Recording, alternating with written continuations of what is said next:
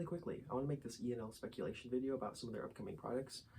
It is just speculation, along with a little bit of actual solid information. The information that I use in this video, I'll try to link or show in the video itself. Specifically, want to look at E&L's upcoming gas blowback line, starting with their QBZ-191. That it was for pre-order.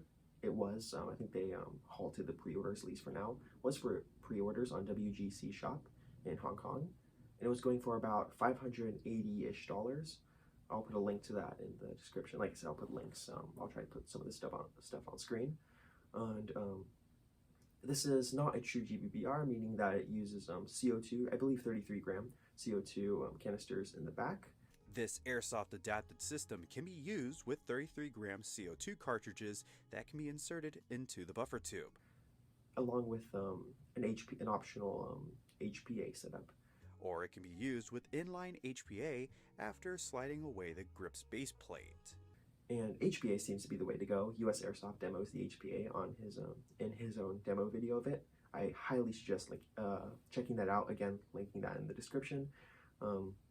He shows how snappy the recoil is, and it seems to be pretty good, especially since it uses basically proprietary mid caps. And since they're mid caps, since they aren't taking since they're not gas blowback magazines, they aren't taking the gas in the magazine, they should be a lot cheaper than your gas blowback magazines. So although it is $580-ish, and although you would have to use CO2 cartridges, or more likely an HPA setup along with it, it is nice that the magazines are going to be pretty cheap. Although I have not seen any of the magazines released by themselves as of right now.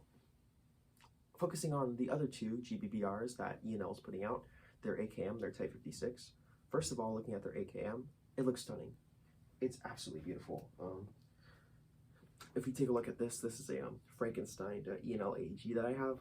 Look at this beautiful red wood, and look at this ugly orangish brownish laminate wood. This is new, this is old. This is orangish brownish, this is red. The AKM's furniture, and so this is where I got some of the information, and a MOS catalog for 2023.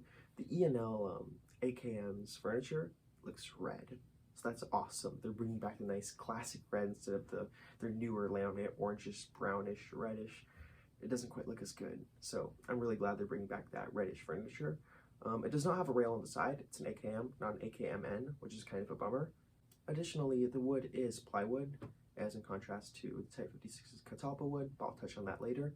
The AKM gas blowback seems like it will be a true gas blowback rifle, meaning that there's gas fed into the magazines, and that doesn't take HPA or CO2 like the QBZ-191 does. And the reason why I think this is in a comment section on a YouTube post where someone asked, oh, is this going to be like the QBZ? And responded saying that it should be different. And what's different than CO2/HPA? Your classic gas blowback, load gas into the magazines and just go from there. I know the gas blowback community would be really interested in that. The Heavy Recoil Club seems to be really wanting E&L to have a true, I think they call them manual of arms. I'm not into all that terminology and stuff like that, but a true GBBR would be absolutely admired by the gas blowback community, and I think E&L can make something that really stands out. As for their Type 56 gas blowback, first, the bad news. A, there's going to be no E&L Type 56 AEG. It seems like they've completely struck that down. B, it doesn't seem like their Type 56 is going to come with a bayonet, which is really sad. If you know the real store Type 56, you know that came with a really sweet bayonet. B, the E&L gas blowback one, it's not advertised with one. I don't think it's going to be coming with a bayonet. That's a bit sad to see. The good news is that it's coming out in E&L Type 56. That's pretty cool to see, especially gas blowback one. All the reenactors will love to get their hands on it.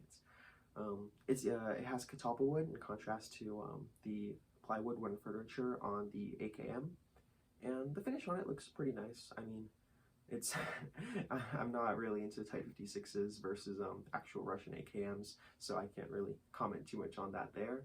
It seems to be really it seems to be like a true Type 56 with the specific front sights, with the specific magazine, the contouring of the stock, and the handguard. Speaking of the magazine, I thought that they're coming out with an AKM and a Type 56 because the magazines would be the same. They are not the same. Here's an example of an AKM magazine. This is an E&L AEG one. You see that has the spine on the back of it. That is not present on Type 56 magazines. And Type 56 in the catalog also seems to be a bit darker. It seems to be black versus the E&L typical blue steel. So I think that those magazines would be starkly different from one another.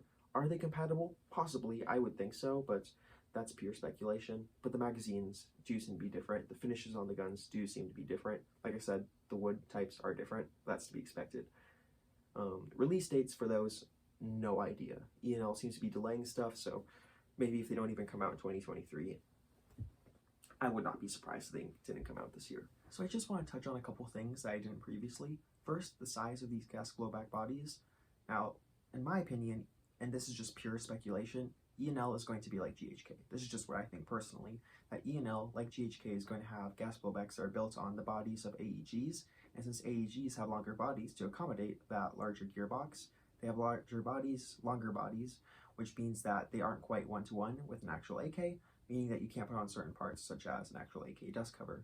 This is a problem with GHK because they're built off of LCT bodies, and personally I believe that this will be a problem with E&L, and that E&L gas blowbacks will be built off of E&L AEG bodies. However, there is reason to doubt this. There is reason to believe that E&L's gas blowback line will have bodies that are one-to-one with actual AKs. And the reason for this is what I found in a video that Airsoft GI uploaded, where Arcturus, they're a part of MOS just like E&L, MOS Manufacturing. They stated that they're going to, I believe their PP19 line is going to have bodies that are one-to-one with the actual firearm. And I think they're like changing up the gearbox a bit to make it one-to-one. This is the V3S, the short mech box. So normal mech boxes are V3. This is a centimeter shorter. So what's unusual about this is it makes this real spec one-to-one size receiver. Oh, okay. So you guys shortened the length of the gearbox? Yep. So are you telling me that all the other PP19s... Too long. Oh, so they're not real spec? No, they're not. And that's just for their AEG line. But if they're really concerned about this whole one-to-one thing, then perhaps they're really concerned about that when it comes to their gas blowbacks, especially since, A, they don't have a Type 56 Type 56 AEG, so that's probably going to be its own unique body, perhaps. And even though I believe that at least with their AKM, they're going to just use the AEG one, perhaps they won't. Perhaps they will actually have one-to-one bodies. If they've heard the complaints that a lot of people have with GHKs, then surely they'll be able to actually do this. And hopefully, if they've heard complaints about GHKs and I guess Tokyo Maruis as well, hopefully their AKs will be full travel. This is the second thing that I want to touch on. Again, I doubt that they will be full travel, but this time I do have facts on my side. I believe it was in, I don't remember the actual name of the video. I think it was at SHOT Show 2023. I'll put it up on screen. I'll link it in the description so you guys can see where someone from MOS said that the QBZ 191 is not full travel, and I understand the QBZ 191 is not the same as their Type 56 or their AKM. It's a completely different system, and it's not even an AK. It's a completely different model of its own. It's built off of a paintball gun, I believe. So in that respect, I understand it's not the same thing, but they did mention that that is not full travel. The bolt is limited travel because it only has to pick up a BB, but it operates just like the real item in a rifle. So when the last round is empty, it locks open. And I guess for practicality, it does seem to be more of like a practicality-based replica because it hooks up the HPA super efficiently. You know, HPA is the pinnacle of practicality, and it's using those unrealistic mid caps. So there you go. So yeah, that's not full travel, and because of that, I don't think that their Type 56 or their AKM are going to be full travel. But then again, I might be wrong. Like I said, the QBZ 191 is kind of, it's not a true gas blowback. And since the Type 56 and the AKM are very, very likely to be true gas blowbacks, perhaps they are full travel. You know, a lot of people don't like the fact that Tokyo Marui's AKM, that GHK's AKM more so, aren't full travel. Really, I think the only viable full travel AK on the market is WEs. And are you really going to use a WE? Let's just be serious.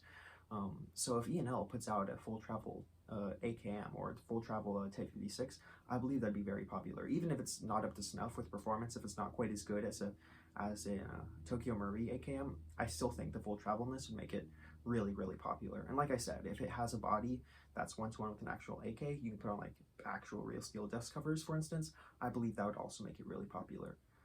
But then again, this is E&L. I've been disappointed by a lot of their stuff.